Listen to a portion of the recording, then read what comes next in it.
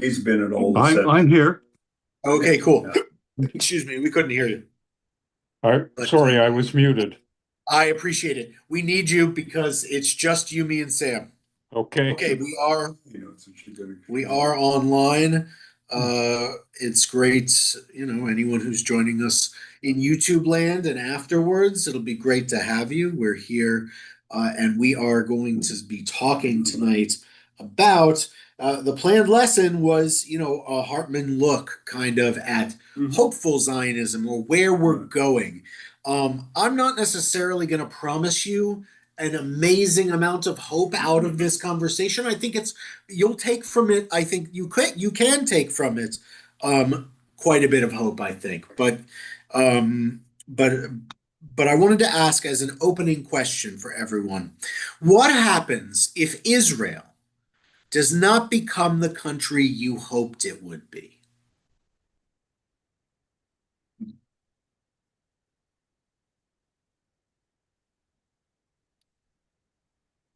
I I would still support it as a Jewish homeland, but very clearly I'd be disappointed and I'd be angry. Right. And it seems like you're going in the right direction. Yeah. I'm clarifying here. It's not like it doesn't become the country. It doesn't become the country you hoped it would be, not because it fails, not because it disappears, but because demography, politics, religion, and power pull it in directions you don't share. Um, and then I want you to think about, does Jewish responsibility end, change, or deepen? Well, there's some fundamental beliefs Jews have, and I would like to have them at least part of this future. Okay, sure. So there's some level of commitment that's always there, is what I'm getting from that. But you wouldn't expect it from the Arabs. Most of them are Muslim, aren't they? Yes, most of the Muslim and most of the Arabs who live The in Quran Israel does are talk Muslim. about the people of the book in a warm way, in a sense, Yeah.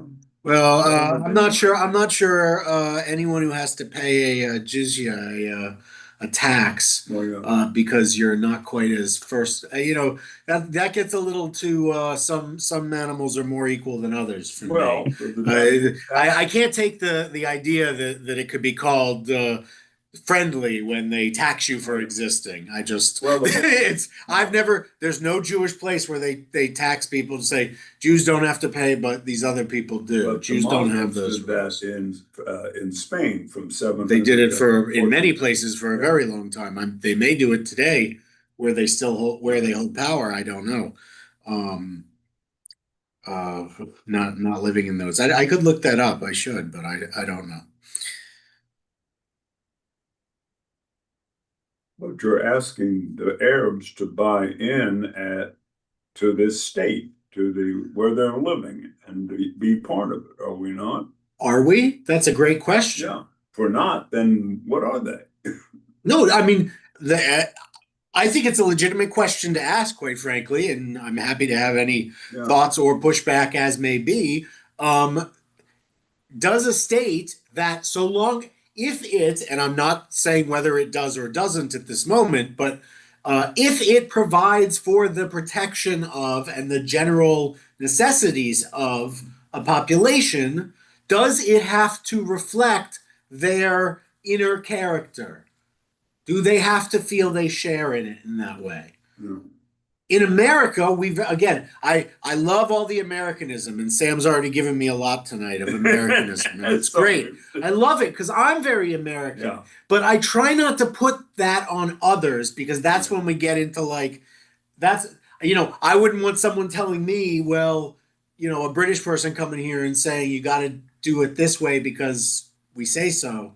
I want Israel to be able to function as it needs to, Europe to be able to function as it needs to, and everywhere to do that, and America also to function as the constitutional republic we are. But that's what we are, not what Israel is. But we do have a group that's not part of the United States, but still has places, and those are Native American reservations. In theory, they have their own law. Yes, And true. and And do they share in do they that's a question you could ask about that. Do they share in the American National Project? some Do they feel that they're well, I'm not sure. I'm not qualified to answer that particular question. I can answer the Jewish one for Jews. I can't answer for Native Americans whether they feel they are active and you know you know a part of the coalition that is America. They may have more complicated or different feelings than that. I'm not sure. Well, there are a lot of differences between each tribe. Absolutely, I'm sure there are many different. Money off of gambling, and then well, I don't know. I you know whatever people do is what they do, and I don't prejudice people for how they make a living. But I that be all that as it might, I just think that when it comes to Israel is a Jewish state, and I said before we began that that's the limiting principle. Everything else is limited by that. So it's great, and I agree. And by the way, I am saying this. This is my perspective. I do believe this. I want the state to be democratic, but if I had to choose, I pick Jewish state. I want the state to be a state of all its citizens, but if I had to choose, again, it's a Jewish state. So it's like the I actually thought the nation state law they passed a couple of years ago was redundant because it's so very clearly and obviously a Jewish state from the way that I mean, from anyone who's ever been there. But nonetheless, I agree that it is. That doesn't mean that I believe there should be protections and rights that ensure freedom of religion and speech, things like that. And I believe that everyone's groups and their ability to preserve their identity should be protected so that Muslims can have their groups and continue to operate the way they do, and Christians can do the same, and Jews can do the same. Personally, I'd like to see the Rabbanut seriously reformed so that, but again, this gets into what I think Israel should look like. And today I'm trying to have us think about what if we don't get a choice in what it looks like. Because so while I know what I'd like it to look like, if it doesn't, I have to live with that. Became a theocratic state and expelled everyone who wasn't Orthodox, that would be awkward. Many American Jews were raised on a vision of Israel as both Jewish and liberal, both democratic and deeply aligned with our American values. Tonight, we're going to ask the hardest possible question. What if history doesn't align or cooperate with that vision? Judaism has lived with disappointment before about kings, temples, exile, and power. Our tradition is not naive about reality. So we're going to let Jewish texts help us think about responsibility when outcomes are painful. So we're going to go ahead. I'm going to share my screen. Can I? No, I'm not going to do that. I'm just going to share the screen. Okay. And I had it put together with all the Hebrew. ChatGPT helped me put together this source sheet. I mean, I picked the text, but it put the text in the text for me and put my questions in there. So that saved me like 25 minutes. I appreciate it. Anyway, there's a rule now. You're supposed to say if ChatGPT helps you do something. So I'm trying to follow the rule by telling you that it helped me put this together. Okay. So we're going to start with our first text. I'm trying to fix it so Sam can see it best. Okay, you see this one? This first one. Sorry, I'm sorry. It's going to be hard. It's the text is not that big. Okay, so it is not because it's from Deuteronomy. It is not because you are the most numerous of peoples that the Lord set his heart on you and chose you. Indeed, you are the smallest of peoples. Ki atem hame'at mikol ha'amim. What expectations, the questions are on the screen, but what expectations does this verse reject about Jewish power and success?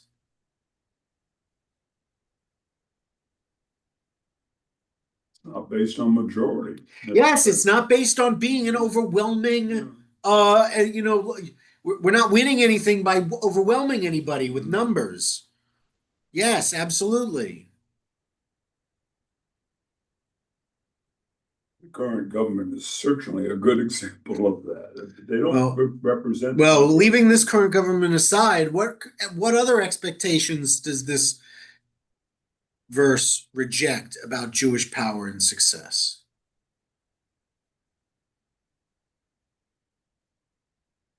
Lauren, help me. It's okay. It doesn't assume that the Jews will convert the others. That's true. It doesn't. Yeah. I'm not sure that it rejects Jewish power and success. I think it could accept it. It's saying, though, I chose you for some reasons, and so I think we are supposed to live up to those reasons. Yes. Yes. See, exactly. Thank you. All good, but yes. Importantly here, it's not some big reason. Like Sam said, it's not that it's numbers or something, but rather there's something that can be brought out of any people. Yes. But that can be brought out of our people. Even though we are not numerous, there can be success in things. How does this challenge, or does it, modern assumptions about demographics and security?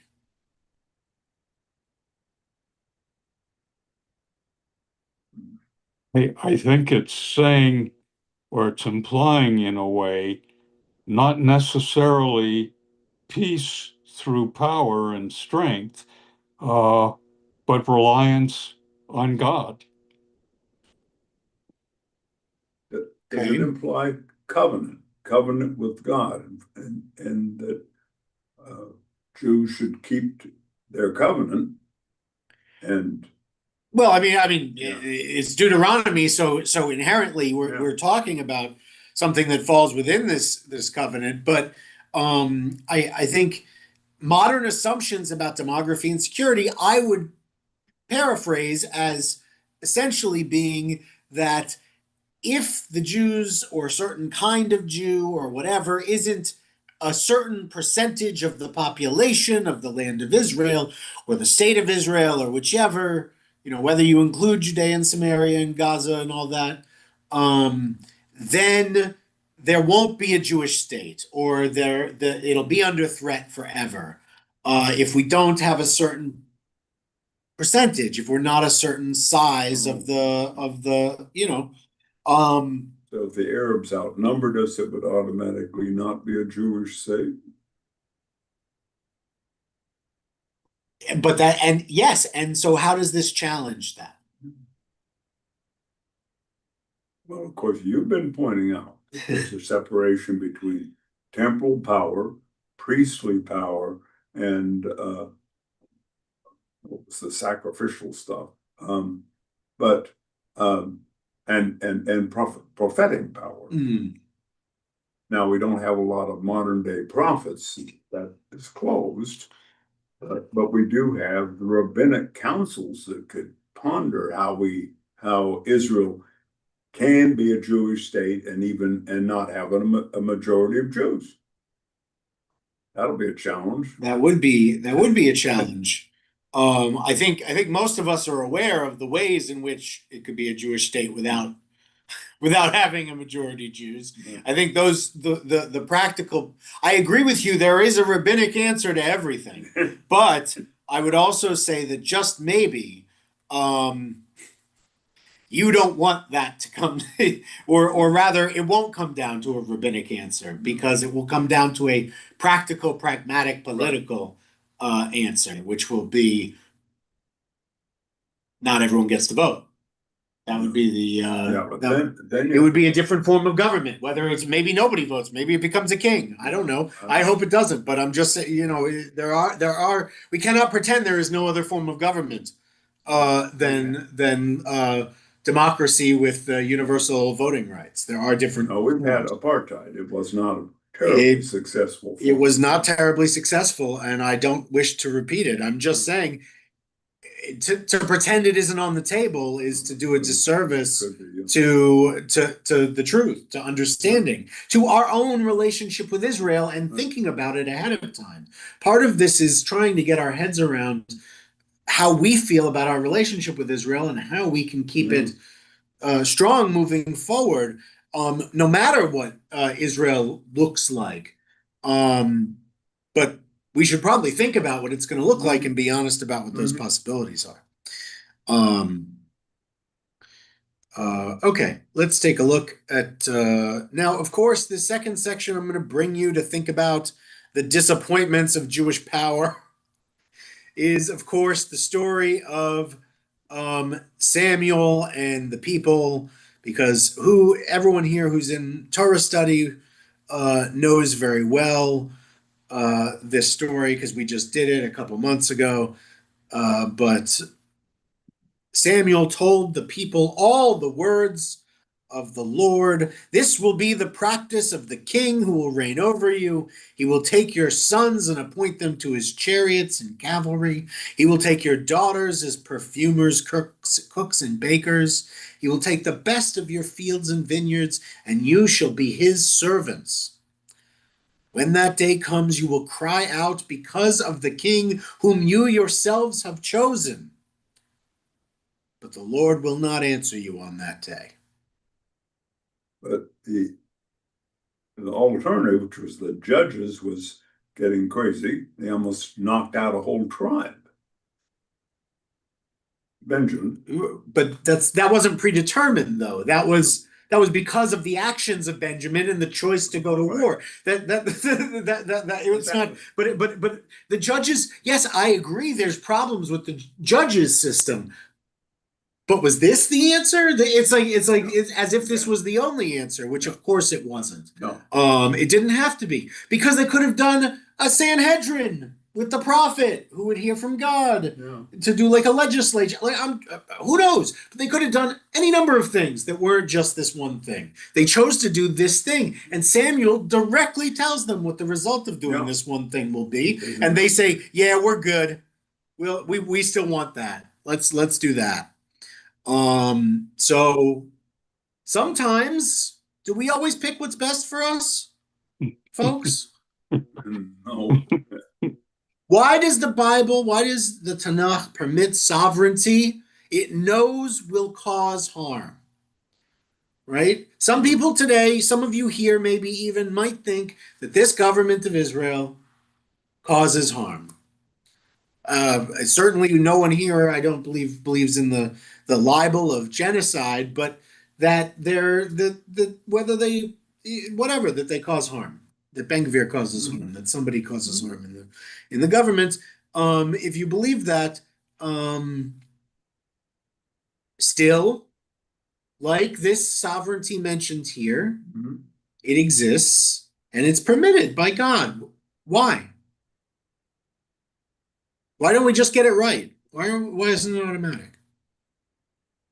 I don't remember that there were a bunch of alternative forms of government that were proposed. They didn't propose. They went and said, "We want a king." You're right, but like all the other nations around us. Right. Were we ever meant to do things the way all the nations around us were supposed to do them? Well, hopefully not now. Hopefully not ever. Yeah. We were founded to not do what we just read. Everyone who was in Tanakh study this weekend just read, why was one of the kings bad? One of the kings, it literally said one of the reasons why he was a wicked, a bad transgressive king, was that he Well, he wanted to My brain. worship somewhere other than Jerusalem. Well, yes, that Yeah. was that too. I'm sorry. My brain, Yeah. my brain is giving me a problem. So I lost track of myself on Yeah. that one. I think where you were going was there was a king that had been set up by God in a way to fail. Oh, I don't think that's actually where I was going, but I can't okay. remember where I was going. So if I ever catch that train again, I'll make sure to right. I'll make sure to bring it into the station. But for now, we're gonna just move on and pretend that didn't happen. Okay, so but why does the Bible permit sovereignty it knows will cause harm? This is I an think easy answer, folks. I think there are two answers that come to me. One is that Good. we do have free choice, and God grants Yes. us that. The other one is that we hopefully learn from our mistakes, and maybe God is Yes. hoping we'll learn. Yes. Both of those are absolutely correct. There are two very good reasons why, and Lauren shared both of them. It's a very good. It's very good that we should learn from the mistake from even bad government. And also we have the choice. It's up to us. Mhm. And that's what happens here in Samuel. Samuel says, I'm literally telling you how it's going to end. And they say, Choose. yeah, we're going to choose that. We want that. Give us that. And he goes to God and says, what do you do? Like God says, hey, it's not your fault.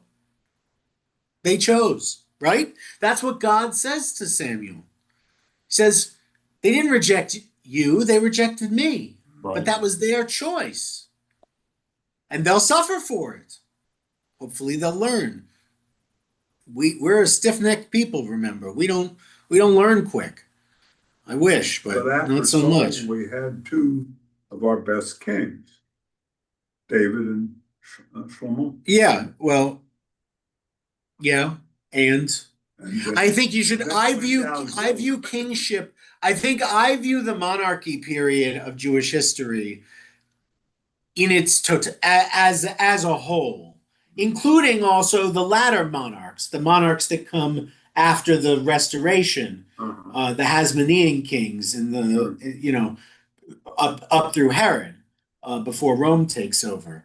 And when you look at all the Jewish kings across all of Jewish history, we got like 4 or 5 good ones. Yeah. Like, it's just, I don't know, maybe the English had a better ratio and so they fell more in love with it. I don't know. I know that it didn't work for everybody. The French and the Germans long since got rid of any trace of their kings. The Austrians too. Everybody did. Well, Russia finally did it. Right. Everybody did. It's not that great. We can all say it's not that great a system, monarchy. It was just the system we went with because it emerged out of feudalism. Mhm. But it was an evolution, not a natural good. And that's the Bible tells you it's not a natural, that monarchy isn't a natural good. There must be a better way because God literally tells you it's a bad way. So there must be a better way.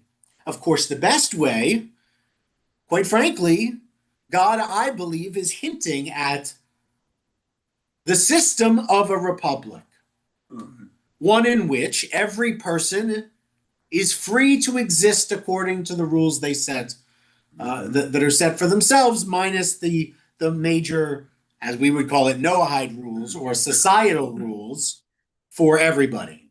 And those are the big framework, and everybody can operate within it. Now, that's the system I think the Bible envisions. It doesn't mention voting, to be fair, but otherwise it sounds like a republic to me. Now, and I don't know, and the only way, now, it probably imagines more of a tribal republic. Is it not fair to say that Israel is something like a republic? Yes, no, I think Israel today is, I don't have a problem with the system of government that Israel has today. I agree. It's a good one. I think today's system of government is far better than the one they lived under before the Common Era. But nonetheless, I'm just saying that's where we are. Another question: what responsibility remains? Who's responsible after a collective choice goes badly? Mm-hmm. Right? So in this situation with Samuel that we're looking at, they make a bad choice. We know it's a bad choice. And we know everything that follows it, including exile. Mm-hmm. I'm not sure you can blame exile entirely on that, though. I don't know.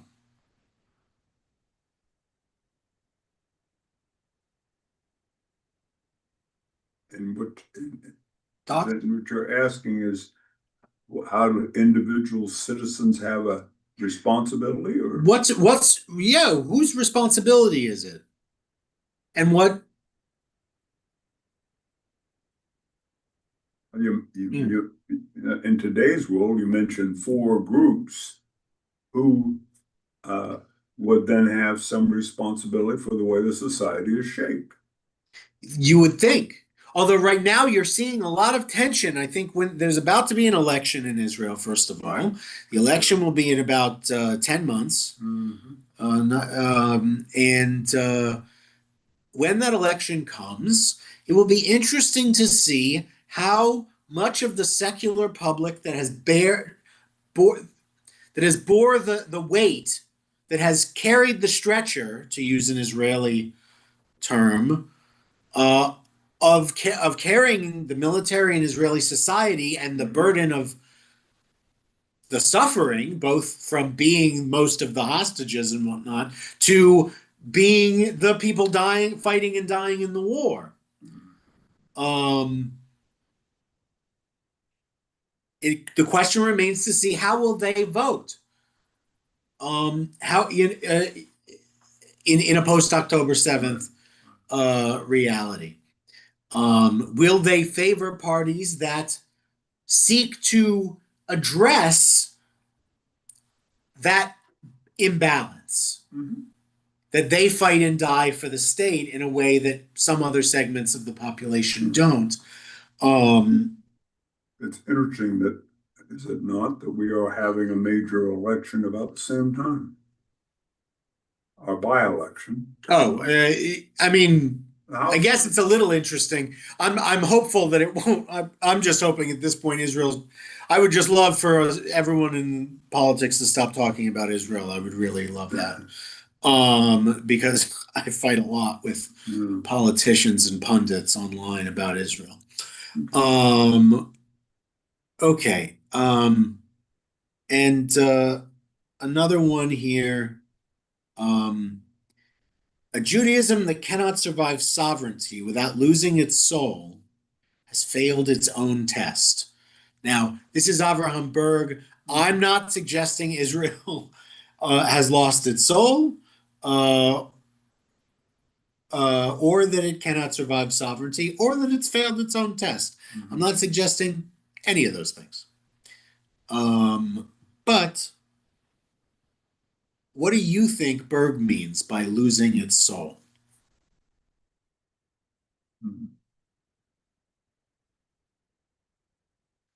Obviously, the underlying charge would be one that that power, the idea, of course, the original idea being that power corrupts, that the Jews, in finally having and wielding power, have had power warp us as Israel into something foul.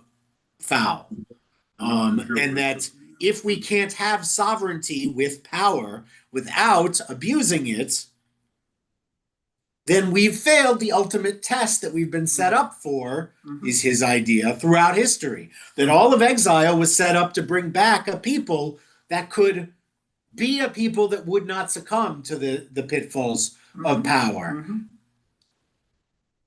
Obviously, he has some question about whether or not we are doing so. There is a learning curve on how to have power and not lose your soul. And there's certainly evidence in Russia in the 19th century and Germany in the 20th of a country losing any credibility of having a soul. Yep. I just saw Fiddler on the Roof, which is a metaphor of the loss of shtetls. Fiddler on the Roof is great. I love it. Please read, but anyone who sees Fiddler on the Roof, please read the full Tevye the Dairyman stories by Shalom Aleichem, who's the original author of the Yiddish stories that Fiddler on the Roof is based on. Yeah. They were the victims of a terrible system of the Romanovs. Sure. And that was just a whim of a There's never been a society quite as fully anti-Semitic until the modern Muslim world as Russia. Yeah. Russia is a place even today that is still in its bones deeply anti-Semitic. Absolutely. There's nothing that'll ever change that. I don't think they hate us something fierce. I don't even understand why. I don't even know, but they really do.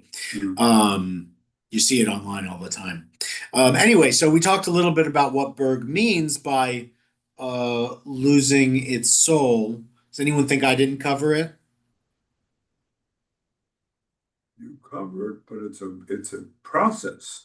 You have sovereignty, and there's some statement that liberty is you have to be constantly on order. But in Israel, they have to be constantly aware that they cannot abrogate the covenant and their relationship to God. And that's a hard thing to keep in mind. Absolutely. So the next question presupposes that if you believe that a nation has lost its soul, whatever that failed its ultimate moral test, you obviously wouldn't want, you as a moral person wouldn't want to be associated with such a thing.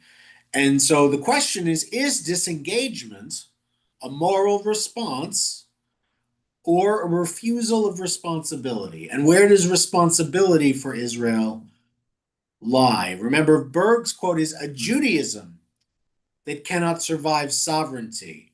Because again, Berg understands, I think, that Judaism and Israel they will be affected by each other.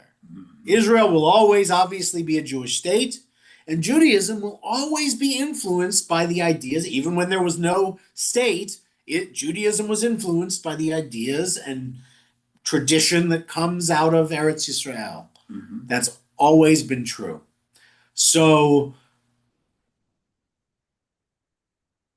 here he's talking about, saying a Judaism, when Judaism meets sovereignty, which is what we have in Israel, is disengagement ever a moral response, or is it a refusal of responsibility? And whose responsibility is it? I see it as a refusal of responsibility. Say more. Well, what comes to mind is Rabbi Tarfon. It's not up to you to do the whole thing, but neither can you desist from it. Very true. Good. If we have a goal, if we have a dream, if we have an ideal, we need to work for it. And if we failed, we need to say we failed, and let's do it better. We're talking about total Judaism then. I mean, we're part of this whole process. Absolutely, we are. And to build off of both of those comments, if Israel disappoints us, what does Jewish responsibility, which I agree with you, we have, require? I put before you three options. Withdrawal, which is emotional and moral distancing. We see this in all the as a Jews on the internet, your Jewish Voice for Peace nonsense, all that stuff is them saying, no, I morally withdraw from your project. I'm not in my name. As if that means anything. Yeah. As if you can influence something by standing outside of it going like this, like Not it's just anybody full, knows. right. It's just fully, but I shouldn't prejudice you. That's the first option. Okay.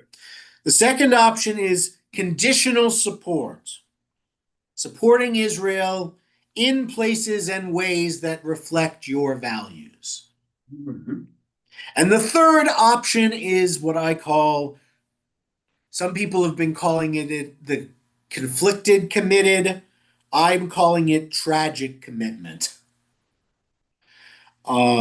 Staying in a relationship with Israel, a deep and abiding relationship. You go, you donate, you do all the things,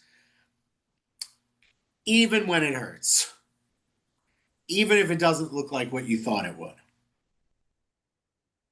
I think the third reflects the way Jews have behaved and should.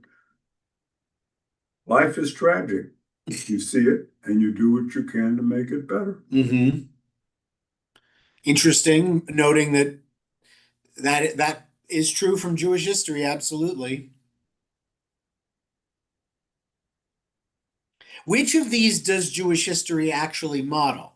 Sam suggests that it's tragic commitment. Lauren, do we have a different, are we going to have a machloket? I think I believe that too. Okay, I agree with you both. It's an easy one. That's a layup. Yeah. Okay, which of these is the hardest? Withdrawal, conditional support, or tragic commitment? Tragic commitment.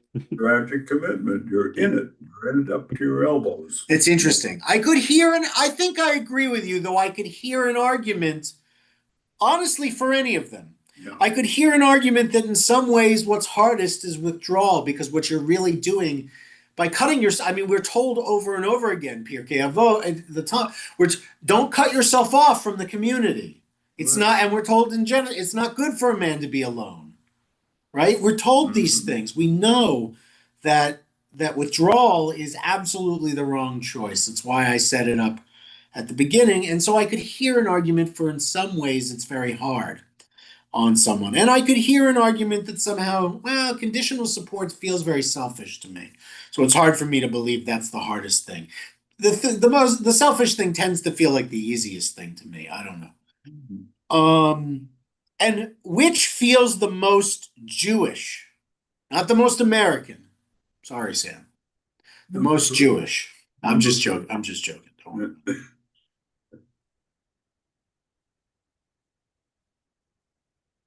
I don't know anybody that's saying if Israel doesn't do it the way we want, we're going to turn them loose, or we're not going to support them anymore. You know, that's true. I don't know any committed Jews who feel that way. Unfortunately, I know secular Jews that feel very conditional about Israel. But our government has not done that, and I think it's important. Yes, so far our government has been good, but I mean, our president loves McDonald's and is like 80 years old, and the vice president is an anti-Semite, God forbid. Is he? It seems like it. He Well, certainly loves Tucker Carlson more than any Jew he's ever met. So you know, we'll see just how bad it gets. But I'm not, you know, I wouldn't, you know, that's true. But let's thank America for that we've been so good at supporting Israel up to this point. But I don't know how much longer that'll necessarily well, again, endure. would the people of the United States allow an anti-Israel policy? Yeah, I mean, well, it's like, would they rise up against it? I don't think so. I mean, like, would they be upset about it? Maybe. Would they, like, what are you talking about? They're not gonna, they get taxed all the time, they don't do a violent uprising. They're not gonna do an uprising because the president turned against Israel. Like, Well, they'll just be mad the way they're mad about Venezuela or mad about what he says about Ukraine, or they'll just be mad. They can't do anything. The president's the president. And the Congress is the Congress. The president said we'll send no more military aid to Israel and we'll vote against them. I think there'd be a significant number of Americans rising up and saying, no, this has been our policy to support. While that sounds lovely, Yeah. Sam, I think I think I'm going to need a toke of whatever it is you are smoking, because that doesn't reflect any America I'm living in. The America I'm living in isn't even going to protect Taiwan and is failing to protect Ukraine. You think they're going to intervene for a bunch of Jews? I don't think so. All right. Okay, you're talking about the isolationist trend with. I'm just talking about people got bigger people. I think most Americans but I think most Americans' concerns, they're not anti-Israel. I don't think they are. I just don't think they care very much about foreign policy these days. Most people, I think they're much more concerned about inflation and cost of living and housing prices and things that are much more. And to be fair, a lot of those concerns, I'm not an economist, and this is not a lesson on the economy, but and I'm sorry to say this in a room with some of our people who have kids and grandkids here, but when certain generations pass their wealth down, this will be less of a problem. But people are living longer than ever, and y'all love your money. Y'all holding on to that money, which is great. Good for you. You earned it. But the cost of living crisis will resolve itself when the boomers die. But and not until then. We'll get, I have 12 great grandchildren. I'm worried about what's going to happen in the United States. You very well should be, and it's your turn at the till is not over necessarily. I'm just trying to put everything in the large perspective, and probably speaking too much. Okay, so something that's important, I think, to focus on is Judaism doesn't promise us outcomes. All we get promised really is obligations. And that if we fulfill our end of the covenant, that there is a something that will come at the end. A reward for all humanity, not just for us. And so, but all we're promised in our lifetime is obligations, right? I'm not promised to see Mashiach any more than you are, any more than hypothetical great grandchildren would be. I don't know. Rashi's never saw him, so I don't know that. What do we know? Hope in Jewish tradition is not the belief that things will turn out the way we want. It's the refusal to abandon responsibility even when they don't. Mm-hmm. So we know that things are not going to always be perfect. The government won't be right. The laws won't be right. The way we fight war won't be perfect. But what we have to do, and you all pointed this out, you know this already. I take credit. No, I don't take any credit for it. You know that you're just inherently, intrinsically moral people, and you know this. But we don't just give up when the going gets tough. Covenant involves relationship, and we are deeply in that relationship with Israel. And so we refuse to abandon the idea that we hold responsibility. Israel is not just, now we are Americans too, those of us who are here. And I don't know, Lauren, are you still a Canadian? In both. Okay, Canada. great. So we're that too. I had to forswear my Canadian citizenship to become American, but Canada doesn't recognize that.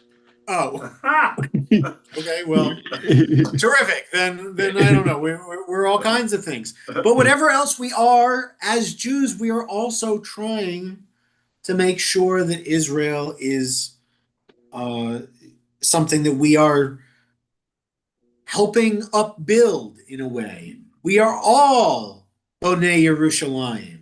We are all engaged in the spiritual and through, if not physical, then economic means, building Jerusalem, building the settlement of the land of Israel. This is a Jewish obligation. And so this hope isn't just thinking things will be better. It's being a part of the solution, which we are all engaged in doing, even in thinking about it the way we are. We are re-entrenching our commitment to Israel. Even in Israel that we may not necessarily be dreaming of. I hope we all get the Israel we're dreaming of. Mm-hmm. And if we don't get it, Lamata, down here on earth, I hope we get it Lamala. I hope we get it up in heaven. But, I want you to think about, if Israel never becomes what I hoped, my Jewish responsibility would still require me to blank. Think about it for a second, and if you want, share. If Israel never becomes what I hoped, my Jewish responsibility would still require me to what? Contribute and attempt to influence. Okay, contribute, influence. Grit your teeth, do your duty, and keep working to make it to work. Because we can also influence it. Never give up. I'm hearing a lot of never give up the game. Never. Even if, which is interesting, because it's like, even if Israel doesn't turn out, like, if Israel had a king or something, would you be like, I will support the like I'm just interested. It's interesting to me where it's like, it's great. Obviously, I love hearing that the commitment never goes away. If Israel never becomes what I hoped, personally, my Jewish responsibility would still require me to love Israel. Mm-hmm. It would still require me to hope they win when things go bad. It would still require me, all the things I felt on October 6th about how bad the government is and how bad the functionaries Bibi surrounds himself with are, and all the corruption and all that. And still keep in mind that when October 7th happened, all that was forgotten. Not forgotten, but put on a back shelf that didn't need to be looked at in that moment. I'm deeply ashamed. I'm putting on the record here. Nobody will care unless anybody watches it, and nobody from the URJ will, but I'm deeply ashamed that the Religious Action Center, the Reform Movement's lobbying arm in DC, spent its time at its consultation on conscience and followed up with a special letter by the head of the RAC, Rabbi Jonah Pesner, that they chose to spend their time to talk about Israel, to talk about violence in the West Bank, as they see it. Quoting only the most liberal left-wing NGOs, the Reform Movement has decided not to thank congressmen and senators for standing with Israel or encourage them to do so, but instead to tell them about a small minority of young men in the West Bank who go around doing bad things for which they should be arrested. Let me be very clear. Mm-hmm. But still, I'm deeply ashamed. Mm-hmm. Because that to me is not what anyone who said the kind of things I expect from Jews and that we all said here tonight. I understand that for the people at the Religious Action Center, Israel has become what they hoped it never would. Israel's about as bad as they could imagine from their perspective. I get that. I don't love it, what's going on. I'm not saying it's great, but it's not my country, it's their country. My Jewish responsibility isn't to raise that particular flag. The question is not whether Israel will meet our expectations.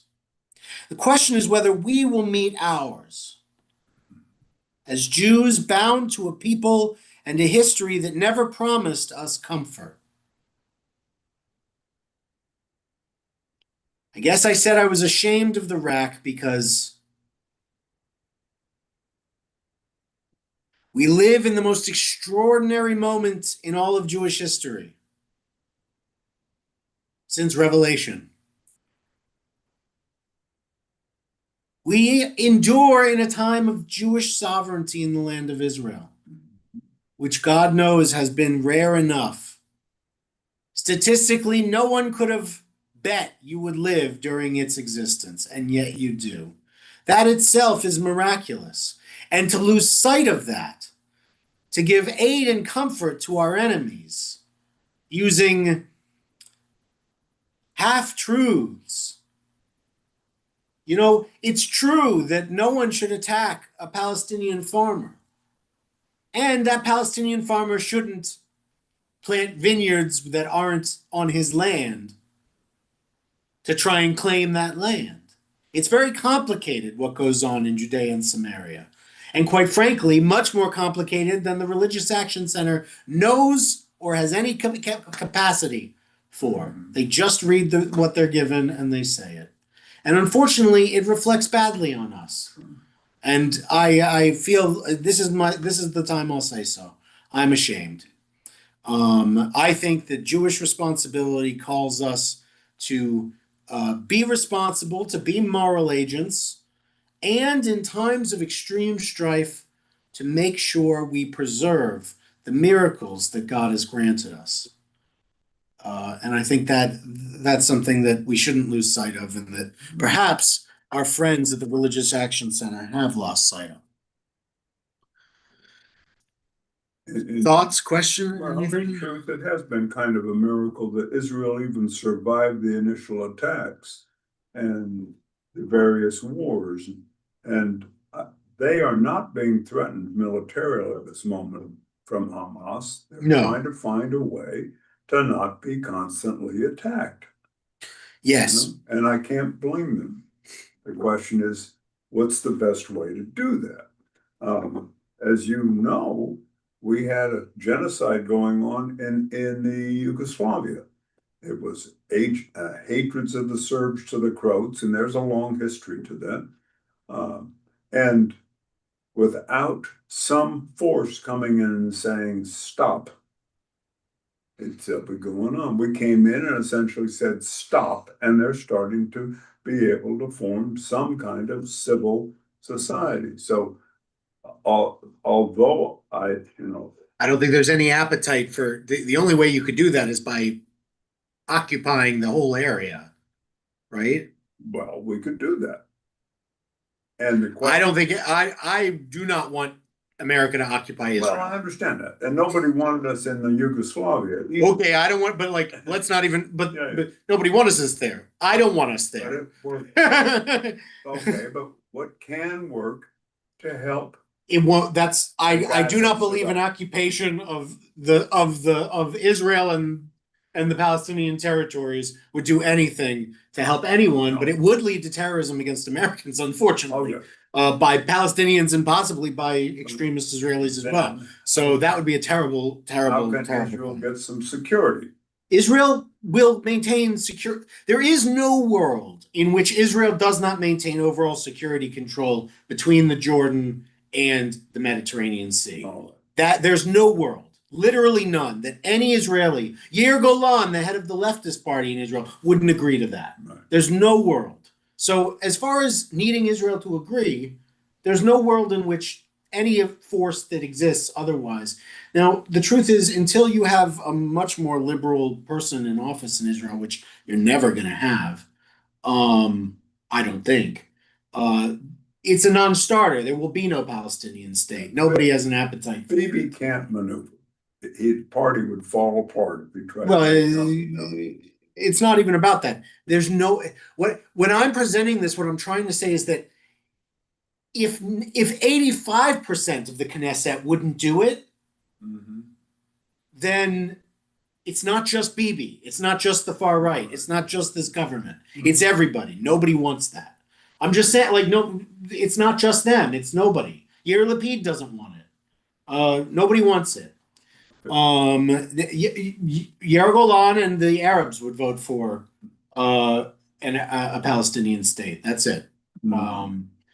Today. And maybe in 50 years it'll be different. I hope so. But for the moment, there's no world in which this ends with like, for anyone who thinks there is, that's not an option unless America literally imposes it on Israel. Does America have any responsibility to try to help Gaza form a secular state that doesn't want to fight? That's an interesting question. Does America have the responsibility to Gaza to create a secular state in Gaza? Can America do that? We should be. I think I am not one who likes to draw too many lessons immediately from the wars in Afghanistan and Iraq. Right. But because a lot of people like to draw a lot of lessons from America's forays into the Middle East in the last couple of decades. But what I will say is, one thing we might want to consider learning is that we can't just make people do things. Right. No, Maybe Europeans we could. They're very malleable. They're used to being lorded over a lot. But so they let us remake them. The Japanese too. Good for us. It doesn't work that way in the Middle East. It never will. You're not going to be able to. You weren't able to do it we weren't able to do it in Afghanistan. That's the Taliban again. We weren't able to do it in Iraq. That's a failed state that's subservient to Iran. And we won't be able to do it in Gaza. all right. We just won't. Now, the Gazans have to want it. Like any people, you mentioned the Croats and the Serbs, they eventually wanted something different. They wanted to be a people with a country where they could buy things and not live in tents because they're being bombed all the time or doing genocide. They didn't want to do that anymore, so they finally decided not to. Did it take some separation and cooling off? Sure, but they decided both that they wanted different. Is there any possibility the Gazans would decide it? We don't have any indication. No, I that they want. I'm saying we don't have any indication that they want anything different. No. But the official view of Hamas is to kill all the Jews. That doesn't make any. The problem, of course, comes down to that the international sponsors of Hamas have made it impossible to remove them. Iran. Really, now I'm talking Qatar and Turkey. Really? Right. Okay. Qatar and Turkey today are the biggest sponsors of Hamas. Really? And Qatar and Turkey both want to be a part of this force, specifically to make sure Hamas never dies. Okay, so they're not a good group for people. No. Turkey and Qatar are always bad. This will get taken down off YouTube now that I said that. But they're always bad. Especially for Israel. But also because they have motives that are defined and are counter to motives that we would want. Turkey would like to reconstitute its empire. Sure. Obviously, many states will have a problem with that. Qatar would like to be protected, but also they really, really, really, really, really hate the Jews.